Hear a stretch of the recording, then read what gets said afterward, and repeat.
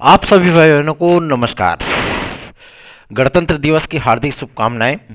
सार्थक government job point YouTube channel पे आप सभी भाई बहनों का हार्दिक स्वागत एवं अभिनंदन है। चैनल पर नए हैं, चैनल को सब्सक्राइब करके वीडियो को लाइक कर दें, शेयर कर दें, बेल आइकन दबा कर रख लें ताकि आपको नोटिफिकेशन मिल जाए और आप उसे शेयर कर पाएँ। एक अपील करनी है आप सभी लोगों से। मेरा जो मोबाइल फ़ोन था वो पूरी तरीके से, आप उसको कोलैप्स बोल सकते हैं, मतलब खो गया। ठीक है ना। और कहते नहीं है कि मतलब एक मित्र का फ़ोन लेकर के जो है मतलब हम इसको ऑपरेट कर रहे हैं और आज की तारीख में मोबाइल लेंगे तो फिर जो चीज़ें होंगी।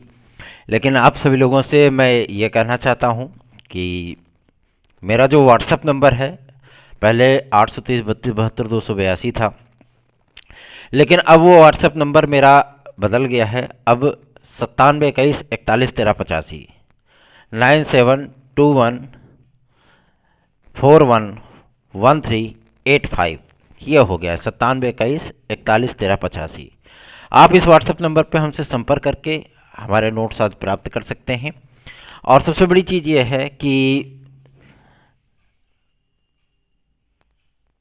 नुकसान वो हर व्यक्ति के जीवन में आता जाता रहता है ना। तो कभी कभार हमको भी हो जाता है। चलिए खबरों की शुरुआत कर लेते हैं। फटाफट आप सभी लोगों को सारी अपडेट देंगे।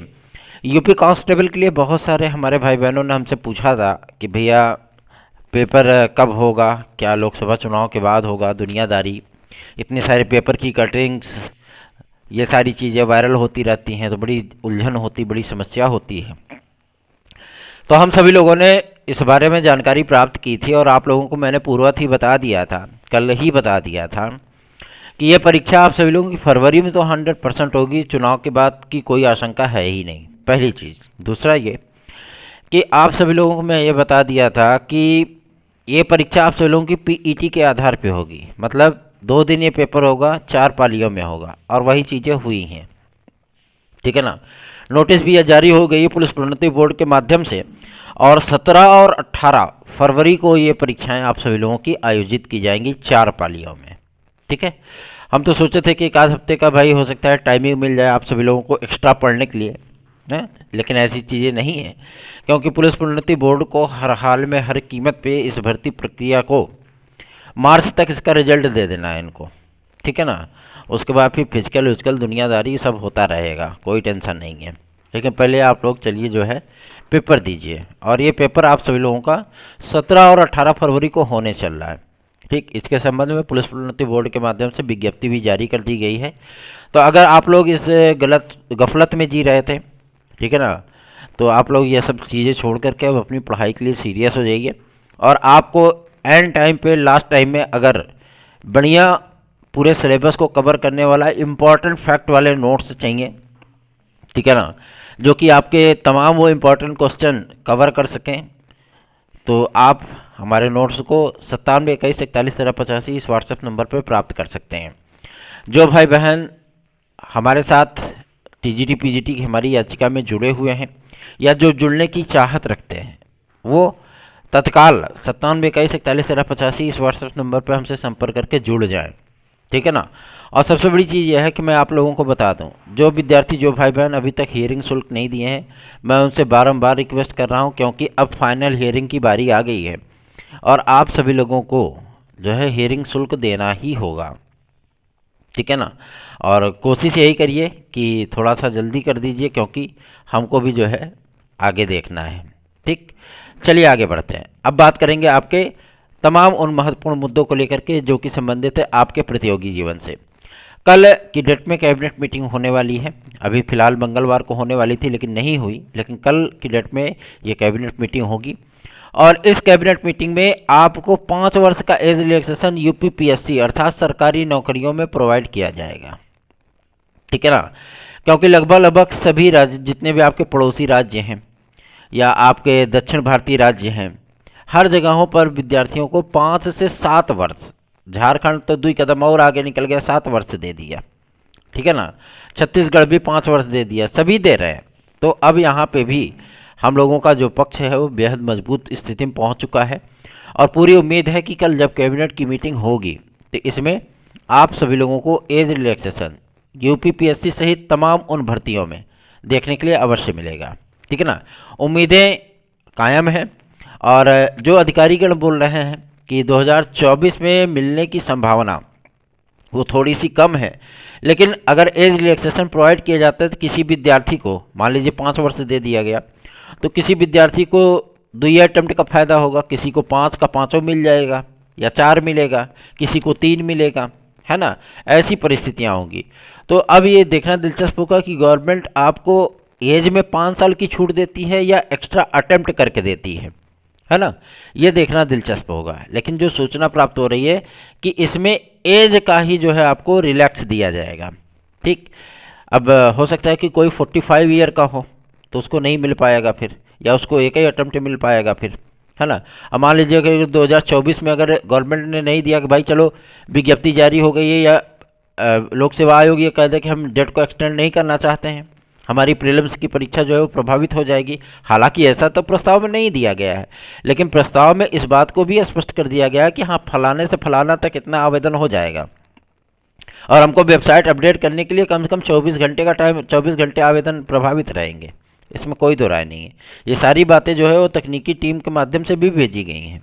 ठीक है ना, तो आप लोगों को मैं ये बता देना चाहता हूँ कि इसमें जो प्रावधान किया गया है उसमें एज रिलैक्सेशन का प्रावधान किया जा रहा है कि मतलब 5 वर्ष विद्यार्थियों को छूट दे दी जाए और एक ही भर्ती के लिए नहीं, यूपीपीएससी सहित तमाम उन सरकारी डिपार्टमेंट में 5 वर्ष की छूट के लिए।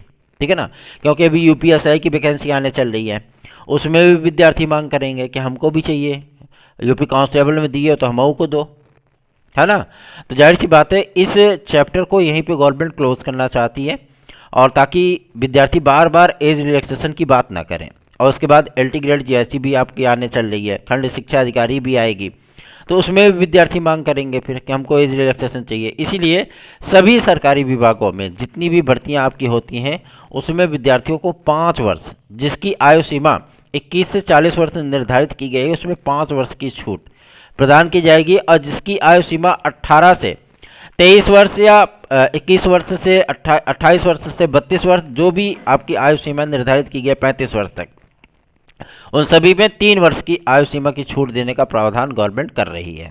ठीक है, कैबिनेट की मीटिंग में ये प्रस्ताव रखा जाएगा और 100% है कि इस प्रस्ताव को मंजूरी मिल जाएगी, उसमें कोई दो राय नहीं है, निश्चिंत रहें इसके लिए। और आप सभी लोगों के सहयोग और आशीर्वाद के लिए हम हमेशा से ही लालायित रहते हैं। आप सभी लोगों को भी ये चीज़ें सोचनी पड़ेंगी और ये चीज़ें करनी पड़ेंगी कि अगर कोई व्यक्ति आप सभी लोगों के लिए पूरी ईमानदारी और निष्ठा के साथ कार्य कर रहा है तो आपका भी ये नैतिक दायित्व बनता है कि आप उसके लिए थोड़ा सा मॉरल सपोर्ट ज़रूर दें। हम किसी भी प्रकार से आपसे किसी भी प्रकार का सहयोग नहीं मांगते, लेकिन आप सभी लोग इतना तो हमारे लिए कर ही सकते हो कि आप अपना मॉरल सपोर्ट, स्नेहल आशीर्वाद की छाया हम पे और इस चैनल पे अवश्य बनाए रखें। चलिए आगे बढ़ते हैं। एलटी ग्रेड जैसी प्रवक्ता की जो संशोधित आपकी नियमावली है, मतलब जो शैक्षिक अर्हता का विवाद है, उस पर भी कल की डेट में मंजूरी मिल सकती है और कल ही शिक्षा सेवचयन आयोग के अध्यक्ष और सदस्यों की नियुक्ति हेतु शासनादेश भी जारी हो सकता है। ठीक है ना, कल कैबिनेट मीटिंग में आप सभी लोगों को ये चीज़ें देखने के लिए मिल सकती हैं। क्या मिल सकती हैं कि जो अध्यक्ष होंगे, जो सदस्य होंगे, जो सचिव, परीक्षा नियंत्रक, उप सचिव आदि होंगे, उनकी नियुक्ति की सहमति बन सकती है, उनके नामों पर जो है वो अंतिम स्वीकृति मिल सकती है। ठीक, और कल ही मीटिंग में इस चीज़ को रखा जाएगा। हालांकि समाचार पत्रों में आप सभी लोगों को देखने के लिए मिला होगा कि अभी फार्मों की स्कैनिंग चल रही है। भैया स्कैनिंग फिर स्कैनिंग सब कंप्लीट हो गया, एकदम टनाटन सारा काम एकदम फाइनल है।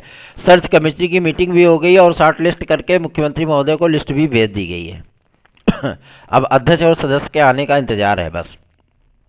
और अध्यक्ष और सदस्य आने के बाद आप सभी लोगों को मैं बता देना चाहता हूँ कि तत्काल प्रभाव से आप सभी लोगों के लिए असिस्टेंट प्रोफेसर और टीजीटी पीजीटी 2022 का एग्ज़ाम शेड्यूल जारी कर दिया जाएगा। बहुत से भाई बहन हमसे पूछते हैं भैया एग्ज़ाम कब तक होगा, टीजीटी पीजीटी का एग्ज़ाम कब तक होगा। मैं आप सभी लोगों से बताना चाहता हूँ टीजीटी पीजीटी के एग्ज़ाम के लिए आप लोगों को परेशान होने की या नर्वस होने की आवश्यकता बिल्कुल भी नहीं है। ठीक है ना, ये परीक्षा शेड्यूल आप सभी लोगों का फरवरी में 110% आ रहा है, उसमें कोई दो राय नहीं है। ठीक, आयोग की पहली मीटिंग में आप सभी लोगों को यही परीक्षा का शेड्यूल देखने के लिए मिलेगा। विज्ञापन तो आपके जारी होते रहेंगे, विज्ञापन तो उनके 4-5 आएंगे, ठीक है ना, जिसमें आपका संस्कृत माध्यमिक विद्यालय होगा, जिसमें आपका जूनियर भाषा शिक्षक होगा, जिसमें आपकी टीजीटी पीजीटी 2024 होगी, यूपी टीईटी 2024 होगा, ठीक है। असिस्टेंट प्रोफेसर एक नई वैकेंसी होगी, अल्पसंख्यक विद्यालयों की वैकेंसियाँ होंगी, प्राथमिक की वैकेंसी होगी। और बहुत से विद्यार्थी हमसे पूछते हैं भैया कि इसमें जो जूनियर की जो वैकेंसी आएगी, क्या उसमें गणित और विज्ञान शिक्षकों की भर्ती होगी? तो मैं आप सभी लोगों को बताना चाहता हूँ, इसके संबंध में अधिकारियों ने बहुत ही निगेटिव थॉट दिया है कि इसमें गणित और विज्ञान के शिक्षकों की भर्ती नहीं आएगी, ठीक है ना। उसकी एकमात्र वजह है कि 29,334 की वैकेंसी पहले ही गणित विज्ञान शिक्षकों की आ चुकी है, ठीक। अब इतने पद तो जूनियर में होते नहीं है कि 1 लाख 1.5 लाख वैकेंसी एक साथ है या 80,000 वैकेंसी एक साथ है। जो भी वैकेंसी आएगी वो 20+1000 ही आती है ना।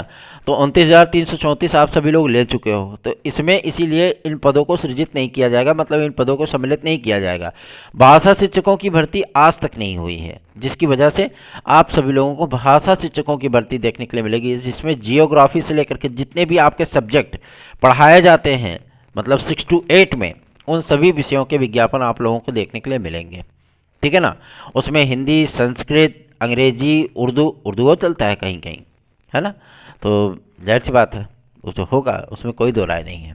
लेकिन गणित विज्ञान शिक्षकों के लिए कल हम लोगों ने बेसिक शिक्षा सचिव महोदय से इस बारे में पूछा था, तो उन्होंने कहा गणित विज्ञान शिक्षकों की वैकेंसी अभी फिलहाल रिक्त नहीं है, इसलिए इसको जो है इस अध्याचल में सम्मिलित नहीं किया जाएगा।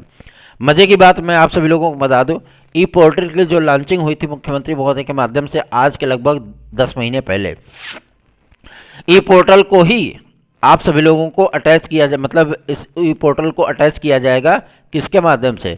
आपकी शिक्षा सेवाचयन आयोग की वेबसाइट के माध्यम से, दोनों अटैच रहेंगे। आप सभी लोगों को सारे अध्याचन अलग अलग फोल्डर में देखने के लिए मिलेगा।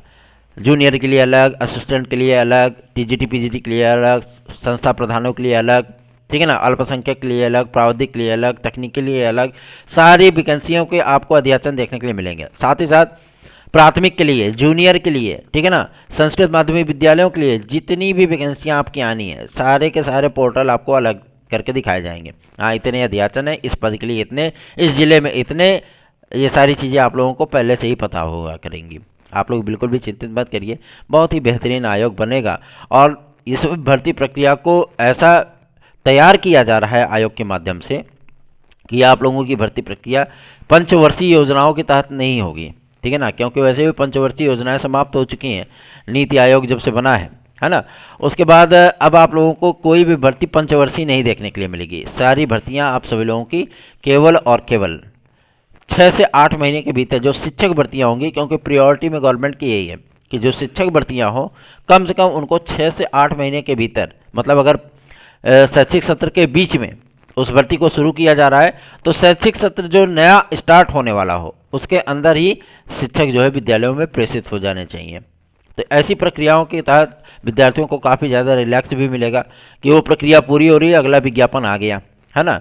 तो ऐसे में विद्यार्थियों का मनोबल भी बढ़ता है और उनको तैयारी करने में भी कोई तकलीफ नहीं होती है। मान लीजिए कि अगर वो कहीं चूक गए, है ना, तो कहते हैं चलो भाई इस बार नहीं हुआ, अगली वैकेंसी आ रही है, अब वहीं इस तैयारी में लग जाते हैं, है ना। तो वो उनका रिदम जो है स्टडी का वो बना रहता है। चलिए आगे बढ़ते हैं। अब बात करेंगे आपके यूपी ट्रिपल एससी की। यूपी ट्रिपल एससी के माध्यम से आप सभी लोगों को कुछ परिणाम कल परसों की तारीख में देखने के लिए मिल सकते हैं। और सबसे बड़ी चीज़ ये है कि इसमें आपका पीईटी 2023 का भी परिणाम सम्मिलित हो सकता है। सूचना प्राप्त हुई है कि परिणाम आपका पूरी तरीके से बन करके तैयार है और इस परिणाम को जारी करने के लिए शासन से अनुमति भी प्राप्त हो चुकी है, ठीक है ना। अब इस परिणाम को बहुत जल्दी ही टपाक से जारी किया जाएगा और सब कुछ जो है वारा न्यारा हो जाएगा आप सभी लोगों का। और इसके बाद पहला जो विज्ञापन यूपी ट्रिपल एससी के माध्यम से आप लोगों को देखने के लिए मिलेगा वो होगा कृषि प्रावधिक सहायक का, ठीक है ना, जिसको आप शॉर्ट फॉर्म में एजेटीए के नाम से जानते हैं, ठीक है। तो आप लोग तैयारियां अपनी करिए। कनिष्ठ सहायक की भी वैकेंसी है, लगभग 1260 पदों की वैकेंसी है और वीडियो की भी है, साथ ही साथ लेखपाल की भी है, ठीक है ना, ग्राम पंचायत अधिकारी की भी है और फार्मासिस्ट की भी है और मंडी सचिव की भी, मंडी सहायक की भी है, ठीक है ना, मंडी परिषद की। और कुछ वैकेंसियां हैं आपकी तकनीकी चीज़ों की और लैब टेक्नीशियन वगैरह की। देखना दिलचस्प होगा कि गवर्नमेंट किन किन वैकेंसियों को जारी करने के लिए सहमति देती है UPSSC को।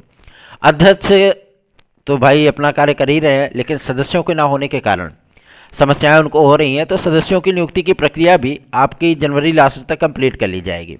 सदस्य बहुत जल्दी प्रेषित किए जाएंगे और हो सकता है कि आज ही कैबिनेट मीटिंग हो जाए कि भाई आज गणतंत्र दिवस है और उसके बाद तत्काल वो जो है झंडारोहण के बाद महाराज जी बैठे कहाँ बुलाओ सारे मंत्रियों को, थोड़ा सा डिस्कस हो जाए, कुछ फैसले हो जाएं, है ना।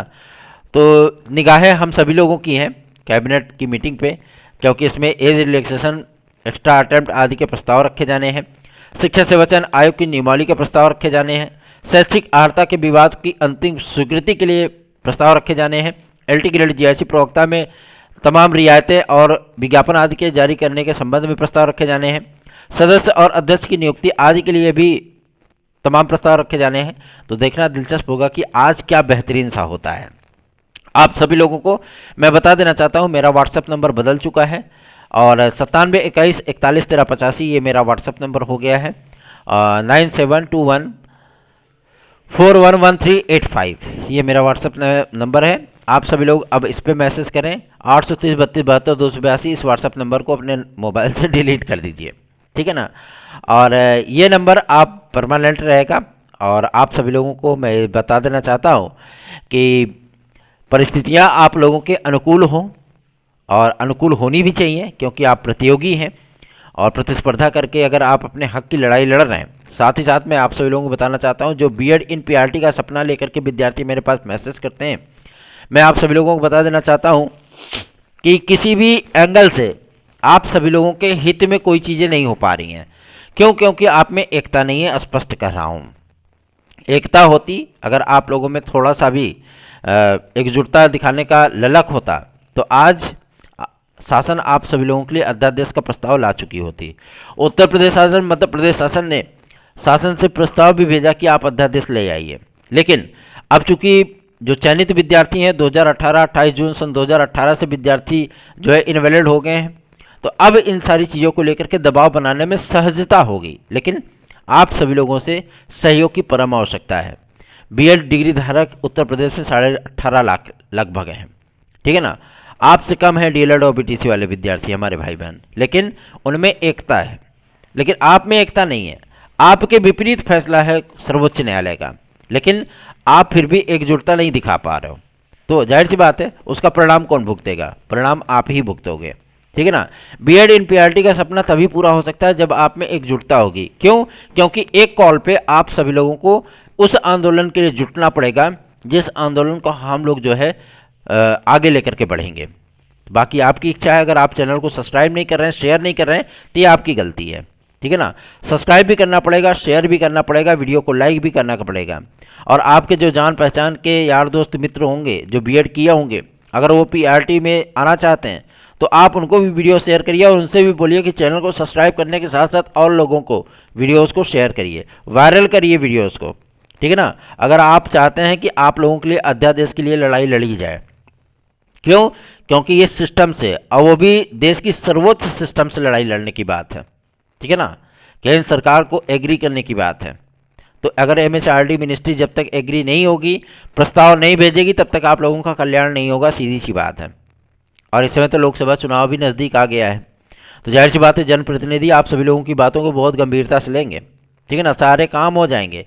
क्यों? क्योंकि भैया उनको वोट चाहिए, ठीक है ना, उनको वोट चाहिए, उनको सीट चाहिए। तो आप सभी लोग भी इस समय में, इस नाजुक समय में साथ आइए, साथ जुड़िए, ताकि आप लोगों के लिए कुछ बेहतरीन सा किया जा सके। जो विद्यार्थी, जो भाई बहन TGT PGT 2016-2021 के अभ्यर्थी हैं, वो विद्यार्थी, वो भाई बहन हमारे साथ जुड़ें और हमारी याचिका से जुड़ करके याची लाभ अवश्य प्राप्त करें। और जो विद्यार्थी जुड़े हुए हैं, प्लीज़ एंड प्लीज़ आप लोग हियरिंग शुल्क जरूर जमा कर दीजिए, क्योंकि फाइनल हियरिंग के पहले जो है पूरी हमें फीस वहाँ पे सबमिट करनी पड़ेगी लायर की, ठीक है ना। आप सभी लोगों से मैं बारंबार इस बात की रिक्वेस्ट कर रहा हूँ। 9721411385 इस व्हाट्सएप नंबर पे आप हमसे संपर्क कर सकते हैं। धन्यवाद। आप सभी का दिन शुभ हो। वैसे भी आज रंगारंग कार्यक्रमों में आप सभी लोग भी पार्टिसिपेट करिए। अगर आसपास पड़ोस में कोई विद्यालय हो तो जाइए, वहाँ पे बच्चों के जो है प्रस्तुतियाँ देखिए और इस पल को एंजॉय करिए। धन्यवाद।